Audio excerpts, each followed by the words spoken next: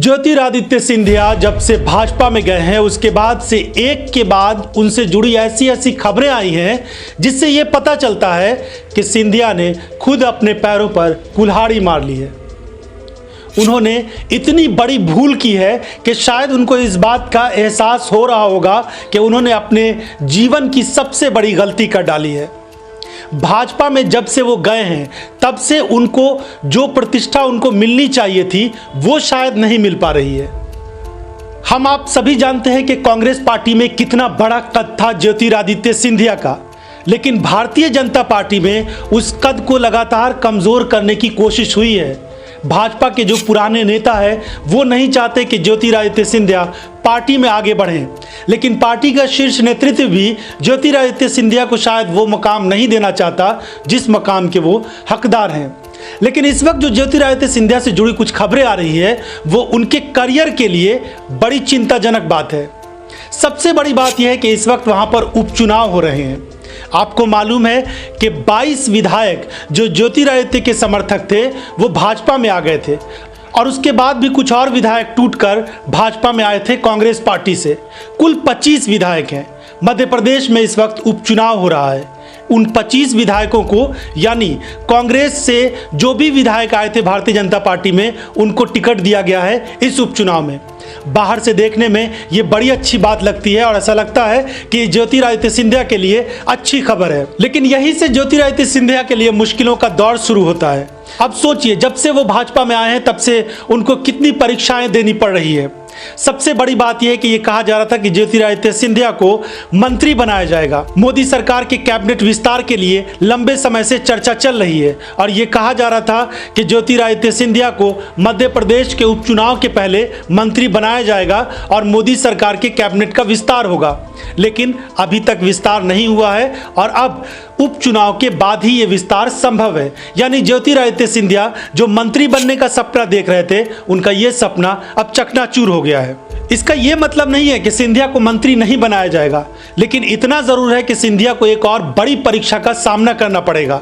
Bharatiya Janata party उनको देखना चाहती है कि उनके अंदर कितनी ताकत है और वो कितनी क्षमता रखते हैं, कितने विधायकों को जिताकर यानी कितने भाजपा के नेताओं को जिताकर जो उम्मीदवार हैं उनको विधानसभा तक पहुंचाते हैं। जानकार ये मानकर चल रहे हैं कि अगर ज्योतिरादित्य सिंधिया का परफॉर्मेंस अच्छा नहीं रहा, यानी उनके जो विधायक आए हैं भारतीय जनता पार्टी में और जिनको टिकट दिया गया है भाजपा का इस बार उपचुनाव के विधानसभा में, अगर वो नहीं जीत पाते हैं तो ज्योतिरादित्य सिंधिया का जो कद बनने वाला है यानी ज्योतिरादित्य सिंधिया को जो कुछ भी और मिलने वाला है उसमें जरूर कटौती हो सकती है। उनका कद जरूर छोटा हो सकता है क्योंकि उपचुनाव में उनको विधायकों को जिताना बेहद जरूरी है और यहीं से ये साबित होगा कि उनके अंदर कितनी क्षमता और ताकत है और भाजपा के बाकी नेताओं से वो कितना ज्यादा अपना वैल्यू और अपनी अहमियत बना सकते हैं।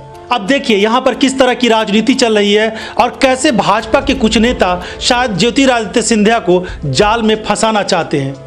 मध्य प्रदेश में 28 सीटों पर इस वक्त उपचुनाव हो रहे हैं।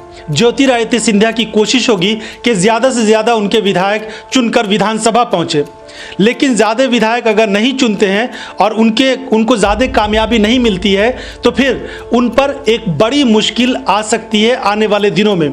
साथ ही जो मंत्री बनने का उनका सपना है वो भी चकनाचूर हो सकता है। अलग बात है कि मंत्री बना दिया जाए, कैबिनेट मंत्री ज्योतिरादित्य सिंधिया को बना दिया जाए इस वजह से कि वो कांग्रेस छोड़कर भाजपा में आए हैं और उन्होंने बड़ी कुर्बानी दी है, लेकिन कद उतना बड़ा ज्योतिरादित्य सिंधिया का नहीं हो सकता है।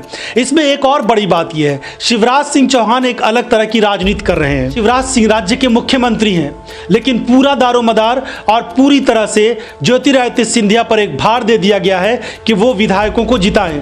शिवराज सिंह चौहान के लिए एक छोटी सी राहत की बात यह है कि इस वक्त भारतीय जनता पार्टी की जो सरकार राज्य में चल रही है उसके पास 107 विधायक हैं और शिवराज सरकार को यानी अपनी सरकार को बचाए रखने के लिए बहुमत का जो आंकड़ा होगा उसके लिए 9 और सीटों की भाजपा को दरकार होगी।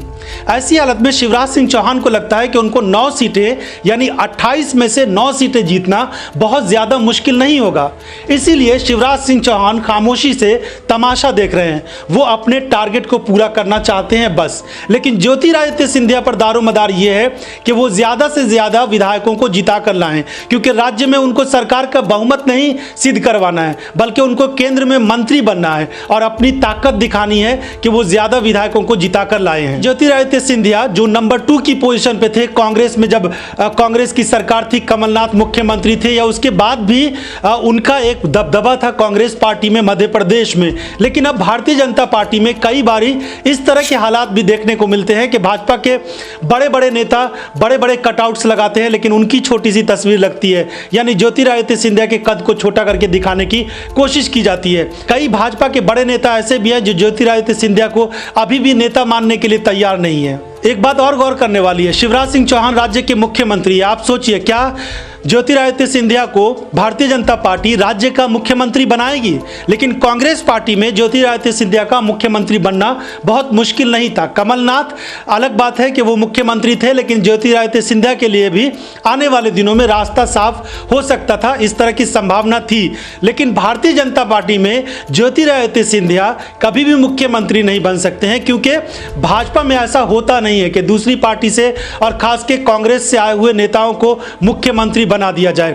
ऐसी हालत में ज्योतिरादित्य सिंधिया का पत्ता यहां पे ही कट जाता है। तो अब यह सवाल उठता है कि क्या ज्योतिरादित्य सिंधिया सिर्फ केंद्र में मंत्री बनने के लिए ही भाजपा में शामिल हुए थे, या फिर उनको वहां पर कांग्रेस पार्टी में उनकी प्रतिष्ठा नहीं थी, उनकी इज्जत नहीं थी, या कांग्रेस में उनको वो कद नहीं दिया जा रहा था, कांग्रेस में कोई पूछ नहीं रहा था, इसकी वजह से वो भाजपा में आए हैं? अगर ऐसी बात है तो ज्योतिरादित्य सिंधिया को भाजपा में भी वो रिस्पेक्ट नहीं मिल पा रहा है। यानी वो अगर विधायकों को ज्यादा से ज्यादा विधायकों को जिताकर विधानसभा भेजते हैं तो केंद्र में उनको बड़ा मंत्री पद मिल सकता है और उसके अलावा भाजपा में भी थोड़ी प्रतिष्ठा बच सकती है। लेकिन कांग्रेस पार्टी में ऐसा नहीं था, उन पर ऐसा दबाव नहीं होता कि आप विधायकों को जिताएंगे तभी कांग्रेस पार्टी में आप जनरल सेक्रेटरी बन सकते हैं, तभी आप मुख्यमंत्री बन सकते हैं, तभी और ज्यादा नेताओं में आपका रिस्पेक्ट बढ़ता। जानकार ये कह रहे हैं कि शायद ज्योतिरादित्य सिंधिया से एक बड़ी भूल हुई है जो भाजपा में वो चले गए हैं। हमने देखा पिछले दिनों किस तरीके से राजस्थान में सचिन पायलट को लेकर एक बड़ा ड्रामा चला था। सचिन पायलट के बारे में भी ये कहा जा रहा था कि अशोक गहलोत की सरकार को तोड़कर वो भाजपा में अपने विधायकों को लेकर शामिल हो जाएंगे और राज्य में भाजपा की सरकार बन जाएगी। लेकिन राजस्थान के प्रकरण में भाजपा जबरदस्त तरीके से हार गई, उसकी शिकस्त हुई और आखिरकार अशोक गहलोत चाणक्य बनकर वहां पर उभरे और भाजपा को बुरी तरीके से मात दी। यानी सचिन पायलट अब भी कांग्रेस में एक बड़े कद के साथ बरकरार हैं, मगर ज्योतिरादित्य सिंधिया से शायद ये गड़बड़ी हो गई। वो हालात को समझ नहीं पाया, उनको लगा था कि भाजपा में जाने के बाद उनका रिस्पेक्ट, उनका कद ज्यादा बढ़ जाएगा, मगर ऐसा नहीं हो पा रहा है। अब देखना यह होगा कि मध्य प्रदेश में जो उपचुनाव हो रहे हैं उसमें किस तरह के परिणाम आते हैं और उस परिणाम के बाद ज्योतिरादित्य सिंधिया का क्या कद बढ़ता है, क्या बड़ा मंत्रालय उनको मिलता है। नरेंद्र मोदी सरकार का जो कैबिनेट विस्तार होगा उसमें उनको कौन सा मंत्रालय मिलता है, इसके लिए हमें थोड़ा इंतजार करना होगा।